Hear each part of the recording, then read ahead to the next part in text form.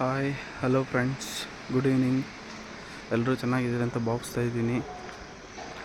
ನೋಡಿ, ಈಗ ನಾನಿರುವಂತಹ ಲೊಕೇಶನ್ ಬ್ಯಾಂಗ್ಳೂರಿನಲ್ಲಿ. ಈ ಲೊಕೇಶನ್ ಯಾರಿಗಾದ್ರೂ ಗೊತ್ತಿದ್ದರೆ ಕಾಮೆಂಟ್ ಮಾಡಿ, ಲೈಕ್ ಮಾಡಿ, ಸಬ್ಸ್ಕ್ರೈಬ್ ಮಾಡ್ಕೊಂಡಿಲ್ಲ ಅಂದರೆ ಸಬ್ಸ್ಕ್ರೈಬ್ ಮಾಡಿ, ಫಾಲೋ ಮಾಡಿ. ಯಾವುದು ಈ ಲೊಕೇಶನ್ ಅಂತ ಹೇಳ್ಬಿಟ್ಟು ಕಾಮೆಂಟ್ ಬಾಕ್ಸಲ್ಲಿ ಹಾಕಿ ನೋಡೋಣ. ಮಳೆ ಬರೋ ಥರ ಇದೆ.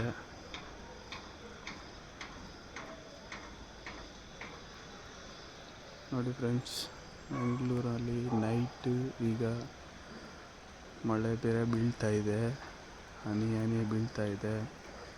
ಇನ್ನೇನು ಜೋರಾಗುತ್ತೆ ಮಳೆ.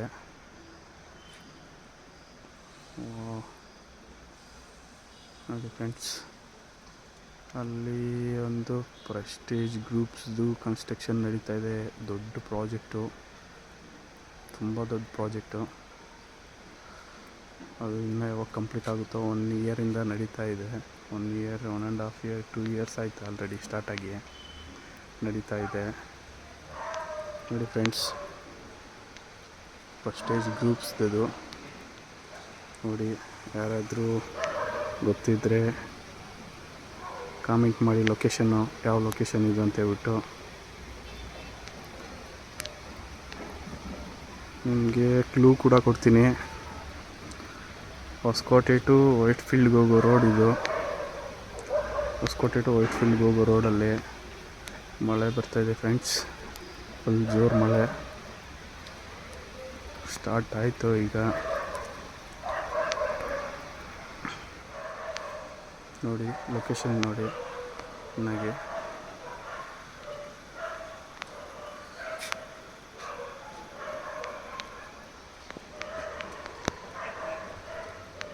ನೋಡಿ ಫ್ರೆಂಡ್ಸ್, ಮಳೆ ಬೀಳ್ತಾ ಇದೆ. ಮಳೆ ನೋಡಿ, ಹನಿ ಬೀಳ್ತಾ ಇದೆ. ಮಳೆ ಸ್ಟಾರ್ಟ್ ಆಗಿದೆ.